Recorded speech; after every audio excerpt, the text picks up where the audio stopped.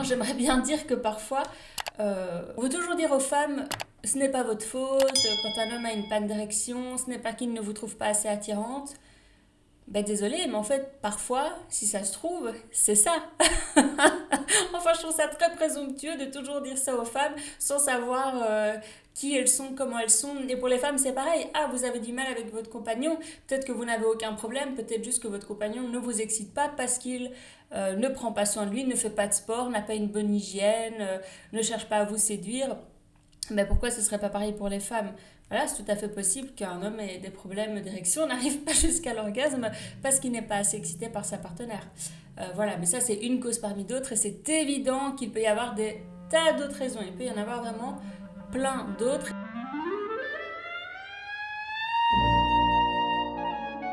Et avant de commencer, je vous fais ma petite page de pub pour ne pas changer. Je vous l'ai déjà dit dans ma vidéo précédente, mais donc je vous le répète, j'ai fait une version gratuite vidéo de ma fameuse formation. Donc il vous suffit de cliquer sur le lien qui est en description pour y accéder. Et dans cette vidéo, je vous fais vraiment une espèce de grand récapitulatif des bases les plus importantes pour apprendre à tenir plus longtemps au lit, avoir des érections renforcées, plus fortes, plus solides, réussir à jouir sans éjaculer et devenir un homme orgasmique, voire même multi-orgasmique. Voilà, donc vous n'avez plus qu'une seule chose à faire, cliquez sur le lien et je vous laisse avec la vidéo. On est parti.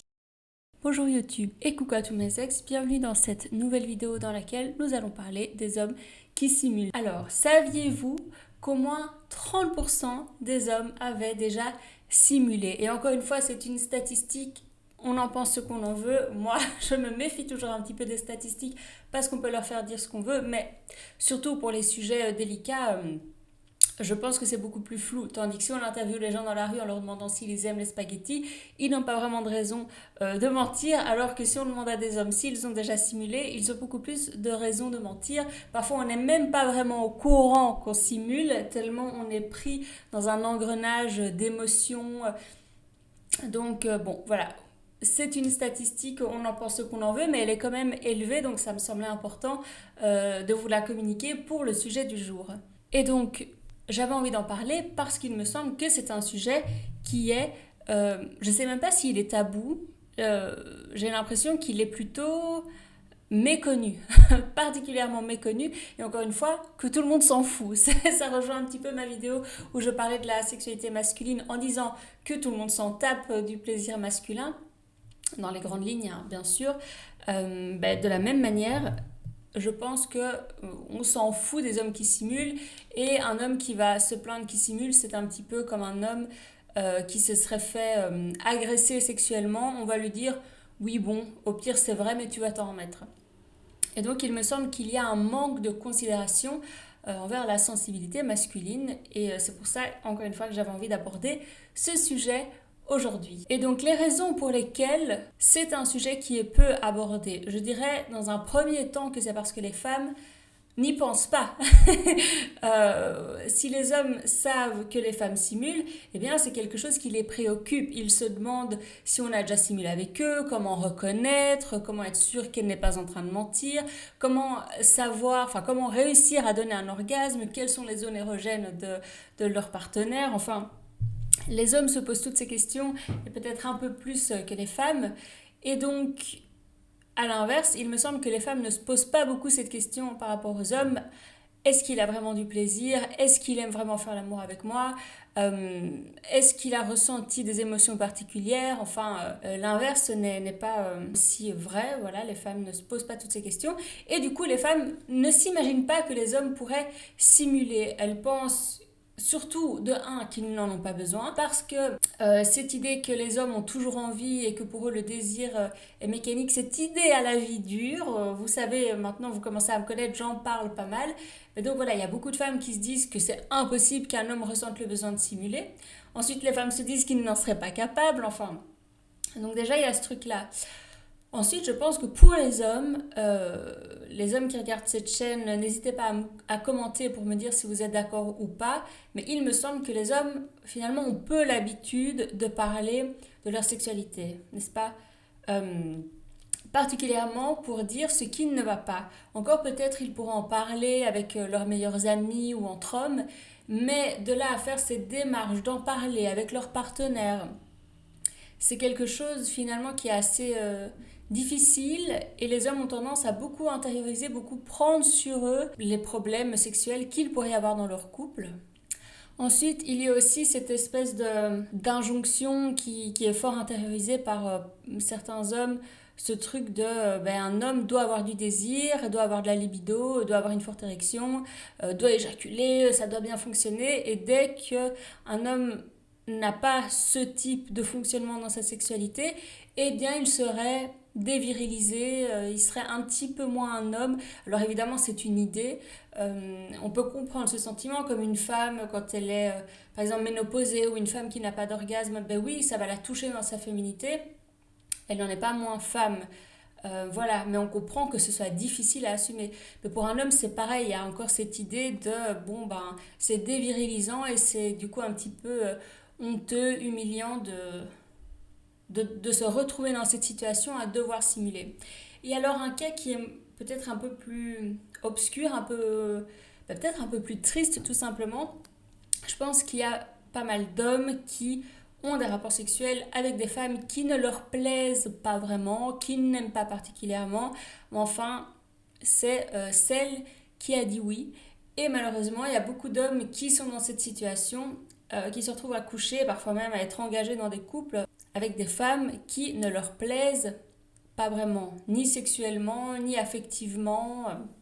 Ce qui fait que, ben oui, en fait, sexuellement, ça ne fonctionne pas très bien, qu'ils n'arrivent pas forcément à finir et qu'ils n'ont pas envie de se confronter à cette femme, ils n'ont pas envie parce que de toute façon, ils ne sont pas impliqués, donc ils préfèrent simuler, mais ils vont garder ça pour eux, ils vont l'intérioriser et ils ne vont jamais en parler. Donc ça, je dirais que c'est un petit peu les causes, c'est un petit peu par un mélange d'humiliation, de honte, de culpabilité. Mais bon, ce dernier cas est un peu dissocié des autres, mais je pense que c'est une réalité. Voilà, et parfois en tant que femme, c'est pareil. Ça nous est déjà arrivé d'être engagés avec des hommes qui ne nous plaisent pas, d'avoir des relations sexuelles avec des hommes qui ne nous plaisent pas, et de ne pas du tout être connectés sexuellement, de ne pas du tout y arriver, mais on ne va pas en parler parce qu'en fait, on sait quelque part que c'est notre faute et qu'on s'est engagé dans quelque chose qui ne nous convient pas. Bon, voilà. Ça, c'est un petit peu les raisons pour lesquelles, à mon sens, les hommes en parlent moins et vont moins se plaindre, là où les femmes n'hésitent pas parfois à dire oui, je n'ai pas eu d'orgasme, ça ne va pas, tatati, tatata. Les hommes, beaucoup moins. Mais bon, il y a aussi le fait que ça se voit quand un homme n'a pas éjaculé alors qu'une femme ça se voit pas. Donc c'est pour ça aussi que peut-être on la ramène un peu plus. Enfin, vous voyez ce que je veux dire quoi. Et maintenant, sachez que si un homme simule, c'est à peu près pour les mêmes raisons qu'une femme, c'est-à-dire qu'il n'a pas envie, qu'il a peur de vous vexer, ou qu'il s'ennuie, que ça ne lui plaît pas, qu'il a envie de terminer plus tôt, ou comme je le disais avant, pour garder donc cette image virile, masculine, et puis aussi pour garder la face même en tant que couple, dire oui tout va bien, t'inquiète pas ma chérie, c'est super, c'est pas juste pour soi mais c'est aussi pour l'image du couple, ou pour ne pas devoir entamer une discussion délicate sur la sexualité, dire ce qu'on aime, ce qu'on n'aime pas, en fait que ça ne fonctionne pas, qu'on aura envie d'autre chose, pour éviter cette confrontation qui effectivement peut être très difficile. Il se peut que comme une femme, certains hommes, même plutôt jeunes, ont pour seule référence le porno, ont été un petit peu éduqués avec le porno, et donc ont cette idée du rapport sexuel très théâtral, on va crier, on va en faire des caisses, et si pour peu qu'il soit pas non plus très connecté à son corps, à ce qu'il ressent, bah ça peut sembler justement là un petit peu bizarre et de la simulation parce qu'en fait il est en train de simuler un rapport sexuel parce qu'il ne sait pas faire autrement, parce qu'il n'est pas connecté à ses sensations, à son corps, à ses émotions, donc il le mime en quelque sorte. Et puis, évidemment, comme vous, en fait, mesdames, un homme peut avoir du mal à atteindre l'orgasme, tout simplement, alors pour des raisons diverses et variées, qui n'ont pas forcément quelque chose à voir avec vous. Maintenant, j'aimerais bien dire que parfois, on veut toujours dire aux femmes, ce n'est pas votre faute, quand un homme a une panne d'érection, ce n'est pas qu'il ne vous trouve pas assez attirante. Ben désolé, mais en fait, parfois, si ça se trouve, c'est ça. Enfin, je trouve ça très présomptueux de toujours dire ça aux femmes sans savoir qui elles sont, comment elles sont. Et pour les femmes, c'est pareil. Ah, vous avez du mal avec votre compagnon, peut-être que vous n'avez aucun problème, peut-être juste que votre compagnon ne vous excite pas parce qu'il ne prend pas soin de lui, ne fait pas de sport, n'a pas une bonne hygiène, ne cherche pas à vous séduire. Mais pourquoi ce serait pas pareil pour les femmes? Voilà, c'est tout à fait possible qu'un homme ait des problèmes d'érection, n'arrive pas jusqu'à l'orgasme parce qu'il n'est pas assez excité par sa partenaire. Voilà, mais ça c'est une cause parmi d'autres et c'est évident qu'il peut y avoir des tas d'autres raisons. Il peut y en avoir vraiment plein d'autres et je ne vais pas les énumérer parce que je ne vais pas passer toute cette vidéo à énumérer des choses. Mais voilà, il se peut tout simplement qu'un homme n'arrive pas à atteindre l'orgasme parce que parfois l'orgasme, eh ben, c'est difficile à atteindre. On est confus, on est fatigué, on est moins excité, on subit du stress. Et voilà, ça vient faire barrière, irruption dans le processus. Et c'est tout. Et c'est pas plus compliqué que ça. Et c'est finalement la faute de personne. Après, moi, je ne vais pas vous faire tous ces grands discours en disant oui, le sexe existe en dehors de l'orgasme et de la pénétration. Parce que moi, je ne crois pas du tout à ça. Bien sûr qu'il y a des tas de choses qui existent sexuellement en dehors de l'orgasme et de la pénétration.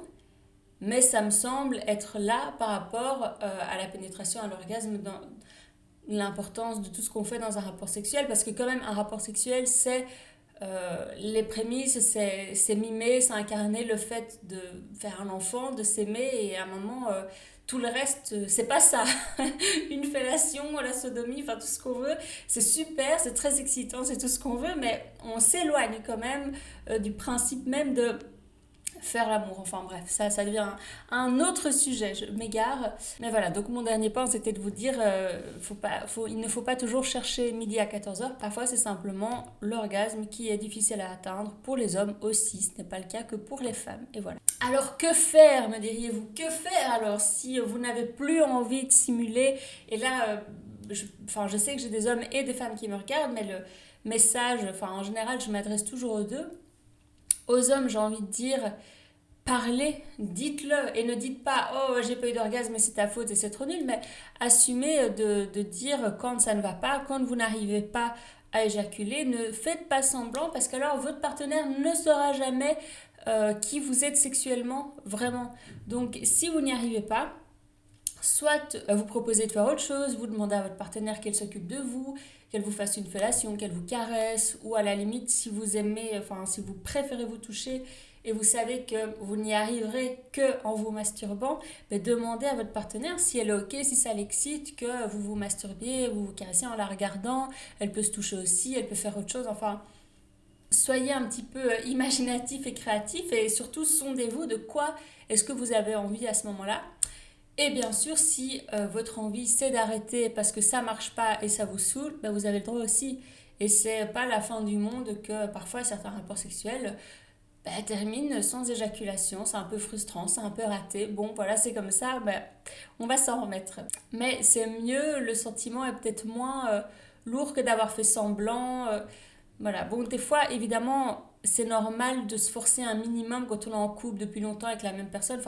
Bref, encore une fois, je ne crois pas non plus aux discours qui disent que se forcer, c'est une forme de viol. Je pense qu'il faut un petit peu arrêter et être un peu réaliste par rapport aux dynamiques de couple. Donc, parfois, se forcer un peu, ça peut faire du bien, ça mène dans une dynamique positive.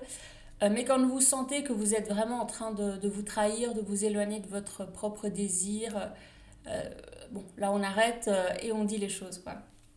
Et puis en tant que femme, que faire? Eh bien déjà, si vous regardez cette vidéo, vous aurez appris que les hommes simulent également. Donc j'espère que ça vous aura un petit peu appris quelque chose, éclairé vos lanternes pour dans le futur vous préoccuper un peu plus, aussi pas plus, différemment du plaisir de votre partenaire et de ne pas hésiter à parfois prendre plus d'initiative parce que les hommes vont avoir tendance à avoir peur, à parfois hésiter à demander des choses, à demander une fellation. Ça peut être parfois trop lourd ou malaisant ou quoi, les hommes n'osent pas forcément alors qu'ils en ont très envie. Donc si ça vous parle, vous vous sentez de le faire et que vous ne pensiez pas qu'un homme pourrait avoir envie de ça et qu'il a forcément envie de terminer en pénétration pour éjaculer, pas forcément, pas tout le temps.